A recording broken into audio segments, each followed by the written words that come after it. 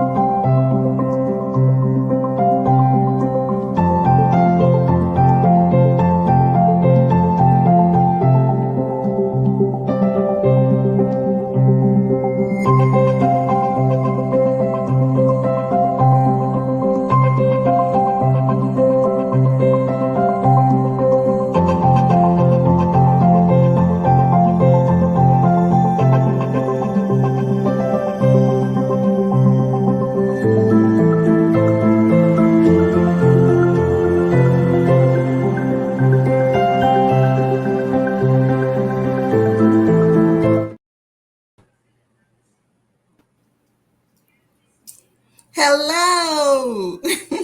Hello. Welcome to Strengths in Action, Enza Esposito. I'm so happy to have you here. Thank you. Thank you for having me. Thank you for the invitation. No, it's my pleasure, really. So, Enza, tell us a little bit about your story. What made you choose medicine, and what was it like to opening doors for yourself as a Panamanian woman in the U.S. healthcare system? Well, I chose medicine or healthcare from a very young age. I remember back in elementary school where you and I met when we were very, very young. I must have been in maybe second grade, third grade. And I remember clearly back then knowing or feeling that I wanted to be and to do something in healthcare. I didn't know what that would look like. Medicine came into the picture as well, but to be specifically a physician, a doctor. But that's when I knew that I wanted to do something in healthcare or medicine. And I never thought of anything else. I never thought about engineering or design or accounting or economics. Nothing else came into my mind. It was always something in the healthcare field. That's great because you had a vision, you had a dream, and you made it happen. And that's something that we really would like to share with other people, especially girls like you and me back then, who had a dream, and just telling them that it's doable. If you really do have a vision, you can make it happen. So you chose medicine. And I wanted to ask you, how did your identity as a Panamanian woman shape your path? Well, as you know, due to several unforeseen events in the geopolitical and social environment in Panama when we were growing up, I left Panama at the age of 14, 15, and went to live with my aunt and uncle in California to finish high school. And California was not new to me. I had already been to California several times to visit and spend summer vacations with my aunt and uncle. So, but yes, at the age of 14, 15, as a young girl, I had to assume the identity of now a immigrant. Even in Southern California at that time, most people did not look like me or sound like me. So I finished high school, still that dream and drive and desire to do something in healthcare or medicine was within me. And so after I graduated from high school, I decided to pursue my path in nursing. So I enrolled at a junior college nearby, and during those years at the junior college, I obtained 2 associate's degree, one in nursing and one in liberal arts. And so when I graduated from nursing school, I sat through what is called the NCLEX, which is the exam you have to take to get your license as a nurse. Mhm. And that's when then I was bright-eyed, bushy-tailed, very young, 24-year-old looking for my first nursing job.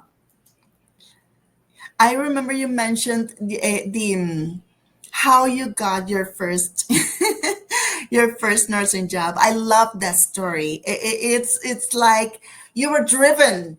Please share that part of the story. Well, so this is early 1997. I'm dating myself a little bit, and there's no LinkedIn, there's no Instagram, or the web was just barely being born. First, So I age is mental. It doesn't matter. I was looking for a job in that environment. So I, first of all, going through nursing school, I always dreamed of being in the OR. I wanted to be in the operating room. I thought the operating room sounded so exciting.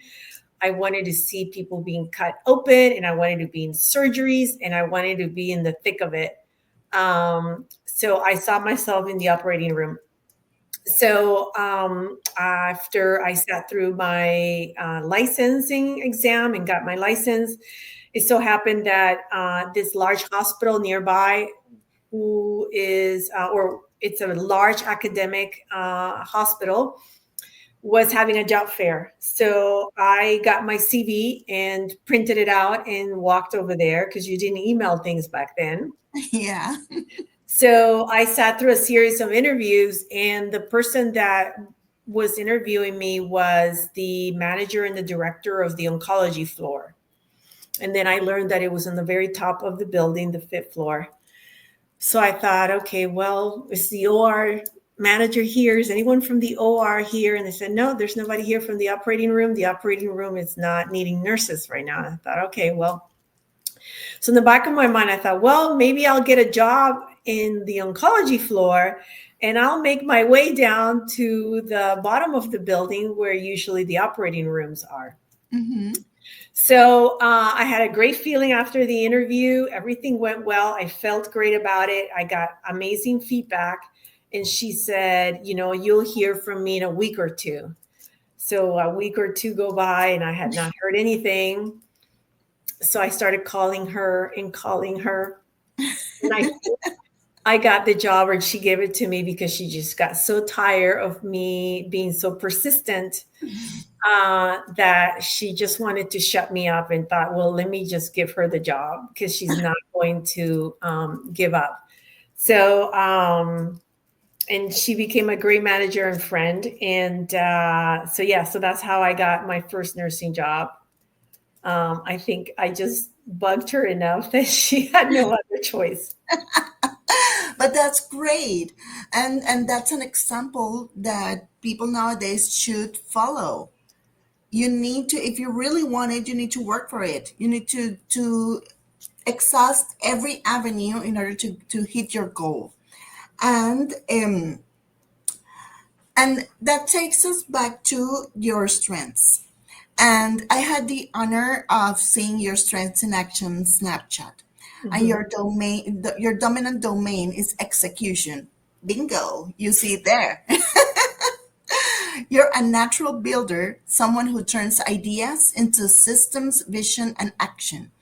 And when I saw that your personality from 16 personalities is protagonist, it all clicked.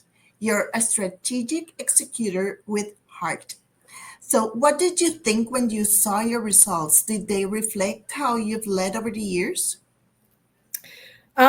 Yes. I tend to be very extroverted and very outgoing. And I've worked on that and built on that over the years, where I've tried overcoming some barriers. And now I feel more comfortable approaching people I don't know, or reaching out to people personally or via email. And it's served me well over the years as a nurse and nurse practitioner, because I needed to advocate not only for me, but most importantly for my patients. And I needed to advocate for them with other members of the healthcare team. So Mm-hmm. I have learned to develop that sort of assertive part of me Uh-huh. for the benefit of my patient. Okay, so Enza, I want to show everyone a quick snapshot that we created after you completed the Strengths in Action and the 16 Personalities test. Just one second, I'm going to share it. So here it is. This is the Strengths snapshot.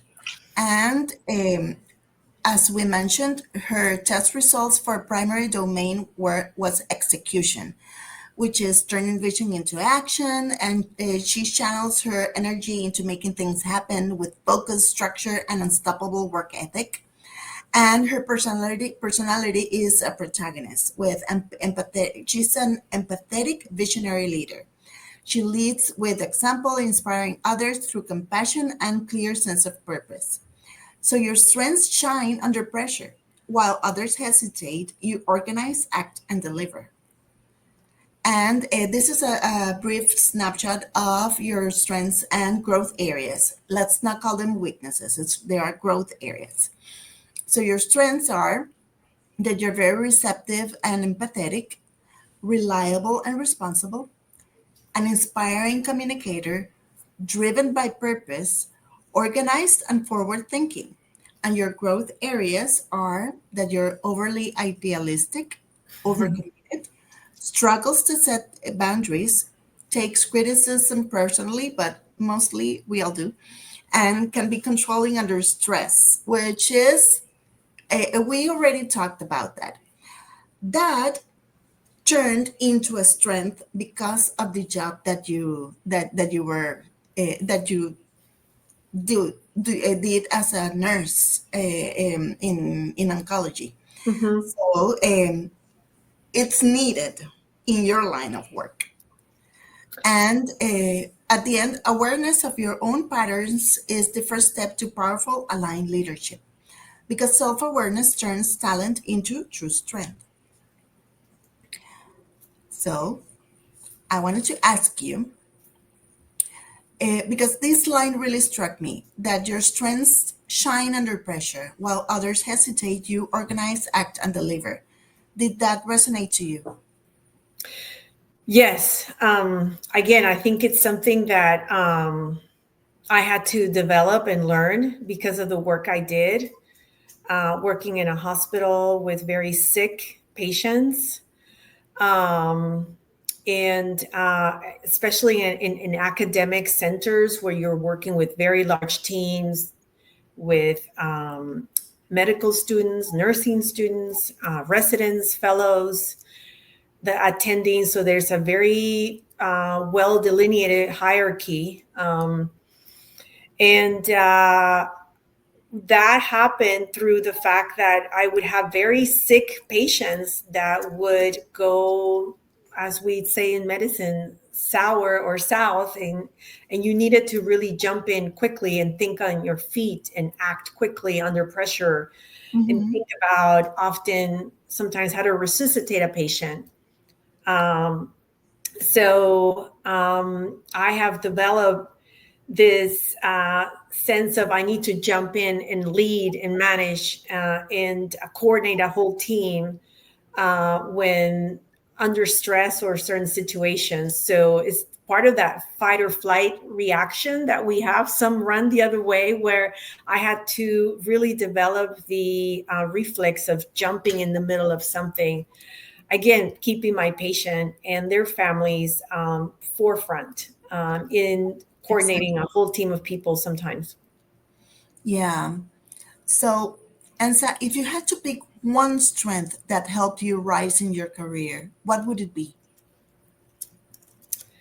Um, Persistence, Yeah.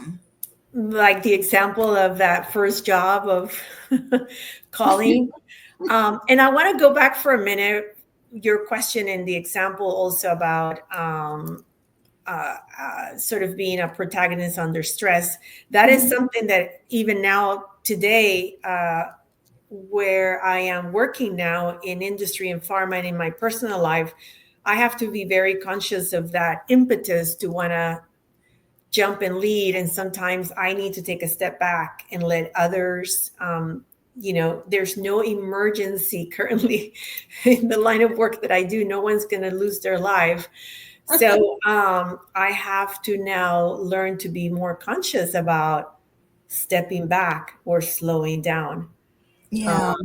Because it's different being in a hospital as a nurse in oncology versus right now in corporate America. Even though it's pharma, it's like a different pace. Right. There's no acuteness or urgency to Hmm. anything that I do. Yeah, Um, but you still keep your impetus because you are a natural born leader. You know what it takes, what it takes to get the job done. yeah. So it served me well a few weeks ago while on vacation on the beach. And I was very relaxed having a conversation with somebody. And then I heard that someone had been pulled out of the beach for near drowning. So I just ran out there because I thought maybe they need me or they need my help. Um, so sure enough, unfortunately, they did, and I was able to intervene. But yeah, there's that reflex of just jumping in, rolling my sleeves, and going into action. Yeah, I mean, I'm my personality is also as a protagonist, but there are similarities between what you do and what I do. But at the end of the day, we do what needs to be done. Period. Yeah, and I think this is an example of how strengths in certain roles or situations are strengths, but they could become a little bit of a hindrance in other situations, professionally or personally. So you Mhm. have to be very conscientious of that balance in the situation. Um, and I think you and I were discussing yesterday, the podcast title is Strengths and Actions, but I think um, weaknesses or areas of improvements can also be really the way you manage them can become strengths Exactly. and important tools too. Yeah, because as I mentioned, you need to be self aware. Because if you know your strengths and you know your weaknesses, you have your ears and you are aware when you start to act a certain way and you take the necessary steps to be better. That's all we're trying to do, help people be better. Yeah, yeah. So I wanted to ask you, how have your strengths helped you to push through even in those moments when the system didn't feel built for you? Well, as a very young Latina woman and nurse in healthcare in America, I had to very quickly find a voice and become confident in my knowledge and my training. Again, in order to advocate for my patients, there were many situations where I did not quite agree with what was the care being delivered, or I felt maybe there was a gap or something else needed. And I had to find the courage to have those conversations and advocate for my patients and their families. That's Um, great. Mostly because, well, at that time, well, and nowadays also, medicine, it's often a male-dominated area. mhm. So that's why you needed to be so strong with Yeah, your. this was nearly 30 years ago when I started my career as a professional nurse. Mhm. So yes, it's been traditionally more heavily male dominated. It's just in the last probably 15, 20 years that we see more women um, as physicians and in other roles. And now we're seeing more men as nurses too. And I Yeah. have some amazing colleagues that are male nurses and nurse practitioners, and they're amazing too. So I think the gender roles really need to be, those walls need to come down. Oh, yeah. Totally. So, Enza, let's talk about resilience and balance. We often talk about resilience like it's an external armor, but I know you built yours from the inside out. How do you care for yourself while caring for others? Well, from a very young age, in my mid 20s, late 20s, when I started practicing and continued also studying and getting more degrees and going towards my goal of becoming a nurse practitioner, while taking care of very sick cancer patients. Um, Through some friends, I got into working out and taking care of my body and watching what I eat. And to this day, I am a very religious about fitting in time to work out. There was, for a period of many years, I was a marathon runner and found a lot of solace and me time in running. Um, I am a person of faith too, so I find food in my faith, and then just hobbies. I love to travel. I love to meet new people. So those are the things that fill my bucket, so that I'm able to give out of me to others, Yeah. whether And at home or at work. that conversation we have been having for 2 years now about precisely that, taking care of oneself in order to be able to care for others. And every day we talk and I see your examples and I do listen to everything you tell me. I'm a bit stubborn, but I do listen. And I want to thank you for that because it's true. The only way we're able to take care of other people or help other people is by first taking care of ourselves. Yeah, I always go back to this example, and I know I probably have shared this with you. And it's in the front of my mind because I do travel a lot with work as well. But when you're on a plane and they're going through all the safety checks and where the doors are and how to get out and what the procedures are, they always tell you, you got to put the oxygen mask on yourself first, and then the person sitting next to you after. Mhm. So Yeah, you do have to take care of yourself and be able and fully charged and ready to go. Otherwise, you're not going to be able to help anybody else. exactly. And that's something that I struggle with. But I am learning the lesson. I'm taking tiny steps towards that. And I thank you for all everything that you have shared with me and teach me every day about that specific part of life. So I wanted to ask you another thing. How do you lead without losing your empathy, especially when you're the one people look to for strength? Well, I mean, I think I always found it interesting for example, when I was at the bedside taking care of patients, I always said cancer brings out the best and the worst in people and families, because of the challenge that it presents in Yeah. and the fear. So I was very honored to walk that walk with many of my patients and their families, many of whom I'm still very close to today. But at the end of the day, whatever our role is, even now currently working in pharma and industry, we all are struggling with something. We all are juggling lives and demands from our children, our partners. So I am very mindful that my colleagues have other responsibilities and other roles. We all carry several hats. Yeah. So I think my practice in healthcare for 23 years helped me realize that, I wasn't taking care of just a patient. I was taking care of a whole family. Yes. So in today's role in my environment, I now describe that as my colleague and friend. If they're not able to meet a deadline or they're struggling with a project, how can I help? What else is going on? Can the deadline be flexible? So those are things that we have to discuss and sort of negotiate. And you have Yeah. to do it from an angle of empathy. Exactly. Exactly. So, Ensa, let's talk to the next Ensa out there.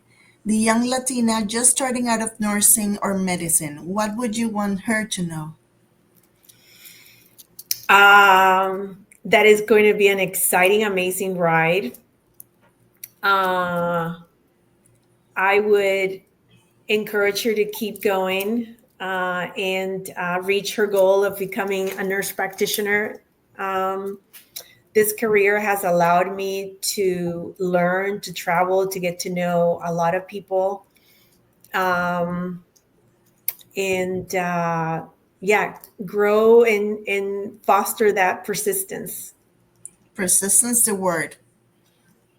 It all comes down to that one, persistence, because it's a very long ride full of lots of sacrifices and studying and long hours, as you mentioned yesterday, but it's worth it. It has been. I've thoroughly enjoyed my career. I've been a nurse in oncology now for 28 years, and I've enjoyed every single day, every single patient. I've gotten so much out of them as well, and my colleagues too. Yeah, and I love your career because you had a plan. You made it and you became a nurse practitioner and then a career in oncology, and then you took it out of the healthcare system and you moved to pharma, which is kind of like corporate America, but you're still making a difference. You're still helping people. I enjoy this new chapter. I've been very blessed to be part of an amazing team at AstraZeneca in oncology as well, and now working as a medical science liaison in breast cancer. I'm still doing my part in trying to eradicate breast cancer, and that's our sort of our motto or our goal is to eradicate cancer as a cause of death. And we review and talk about that motto and that goal at our national team meetings because we want to remind ourselves why we are holding this meeting and why we're discussing the things that we're discussing.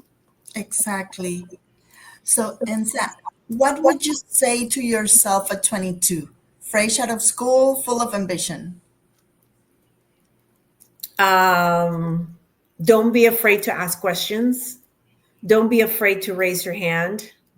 Don't be afraid to try anything new. Even if you fail, try it again or try something different.